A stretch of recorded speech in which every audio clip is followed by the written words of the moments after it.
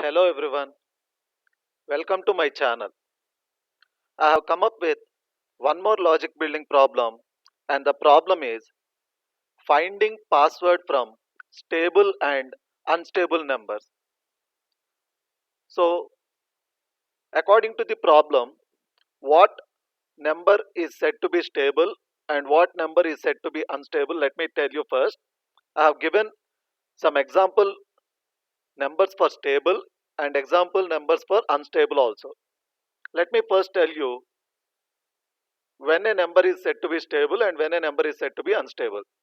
So, a number is said to be stable if each of its digit occur same number of times.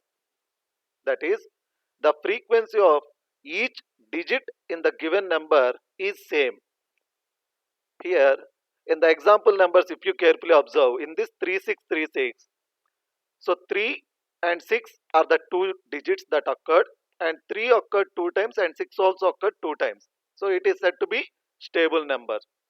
Next number in 7007, you can again understand that 0 and 7 are occurred two times. So they should be occurring the same number of times. Whatever the digit that occurs in the number, all the digits should have the same frequency. In this 22, only 2 occurred and it occurred twice. And in 45, 4 and 5 occurred exactly once. And in this 101010, 0 and 1 occurred thrice. So when the frequency of each digit in the number is same, the number is said to be stable. And coming to unstable, so if the number has the frequency of each digit that is not same. So here you can see in 121, 1 occurred twice and 2 occurred once. And coming to 3435, 3 occurred twice and 4 and 5 occurred once. And in this 141, 1 occurred twice and 4 occurred only once. And in this last number 10101, 0 occurred twice and 1 occurred thrice. So if the frequency of each digit is not same, then the number is said to be unstable number. And this is the description of stable and unstable as per the problem description. Now what you are supposed to do is you will be given 5 inputs and you need to find the difference between stable and unstable numbers. That's what the password is going to be. So this is what the problem statement. So you'll be given 5 inputs and you just need to find out the stable numbers and unstable numbers, and then you need to sum the stable number separately, you need to sum the unstable number separately, and the absolute difference. So the absolute difference means without negative sign. So you need to return the absolute difference of stable and unstable numbers, which is going to be the password that you are going to find out from the stable and unstable numbers. So here I have picked up two of the test cases. So here in these two test cases, you can just see I have even given the explanation of that particular output. Here, if you observe, 3636 is a stable number, 1414 is a stable number, 456 is a stable number, whereas 101 and 788 are unstable numbers. So that's why here you can see the sum of stable numbers and then the sum of unstable numbers, and the difference of that is going to be your output.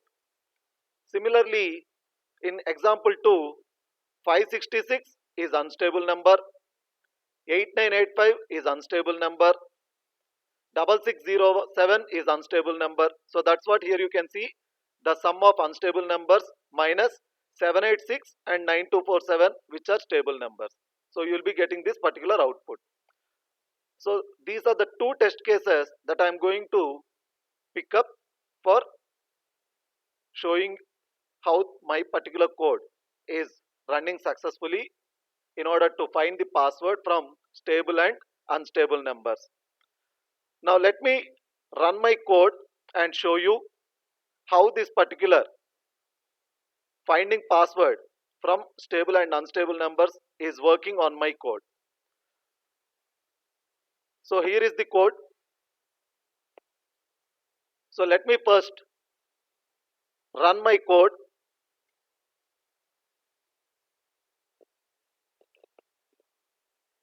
So the first input what I have given is 3636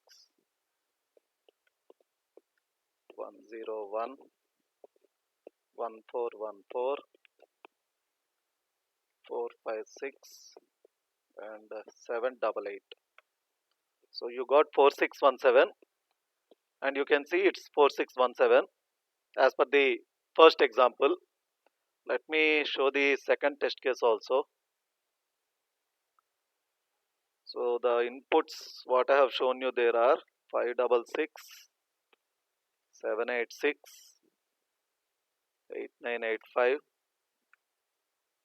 9247 6607. So it's 6125. So it's matching. So let me tell how I have written this particular code. In my last videos also I have been saying, so you are not going to write all this reading of inputs. You will be directly getting these inputs as part of arguments in the function. So you start writing your code only from this point. So what I have done is I have read all these 5 inputs to an array so that I can find out the frequency of digits with respect to each and every number. And this B array I have taken with size 10, that is indexing from 0 to 9, which represents the digits, and this ijk for temporary and looping variables, stable and unstable, in order to find out the sums of stable sum and unstable sum, and max variable I have taken to figure out the maximum or the largest digit in a given number. Like if the number is 9247, in that the maximum digit is 9. So in order to identify that, and flag variable I have used, and temporary variable for temporary purpose I have taken. Now coming to the actual logic. So here you can see all 5 inputs I have stored in A array. That's the reason I am running this for loop from 0 to 5, and then each time I am copying the original input value to a temporary variable, and then here k equal to 0 to 10 initialized, that is B array I am initializing to 0, that is all the indexes I am initializing to 0, and then here this while a of I greater than 0. So a of I is containing the number, and I am just performing this particular logic in order to increment that particular digit's frequency. This particular logic is going to increment the digits frequency. Suppose if the number is, if you take this 566, then 566 percentile 10 is going to return 6. So that means at index 6 I'm just incrementing that it have occurred once.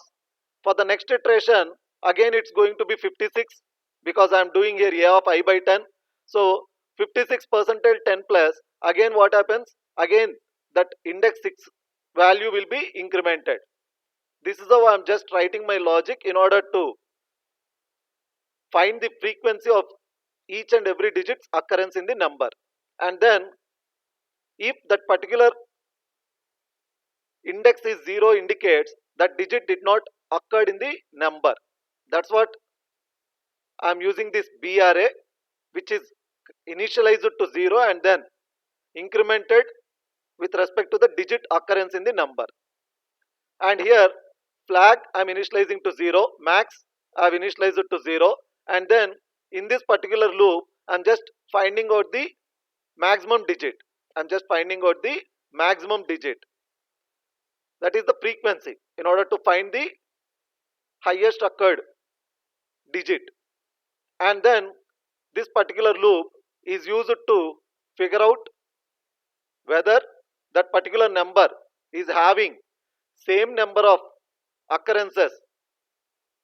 For that I am using this particular loop. So if b of j, that means This B array is representing the digits frequency, and it should match with maximum, and it should not be 0, because if the digit have not occurred, then it's going to be 0. That's why I'm checking against non-zero value, and it should be equal to max. If not, I'm making flag 1, and if flag is 1, I need not check for the remaining indexes. Obviously the number is going to be unstable number. And here, if the flag value is 1, it's an unstable number, so I'm just performing the sum of unstable. Otherwise I'm performing the sum of stable. And once I find out unstable number sum and stable number sum, then I can just execute this particular statement, math.absolute function, in order to find out the difference between the stable sum and unstable sum.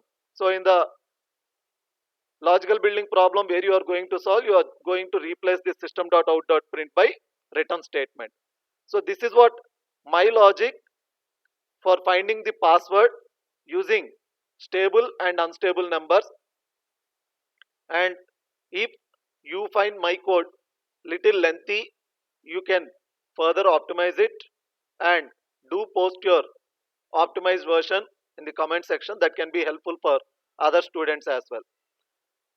And in the description box, I'm also providing links to other logic building problem solutions that I have already uploaded in my channel. So you can just have a look at those things also and utilize the solutions for your placement exams. I hope this video will be helpful for you. I'll come up with one more logic building problem in the next video. Thanks for watching.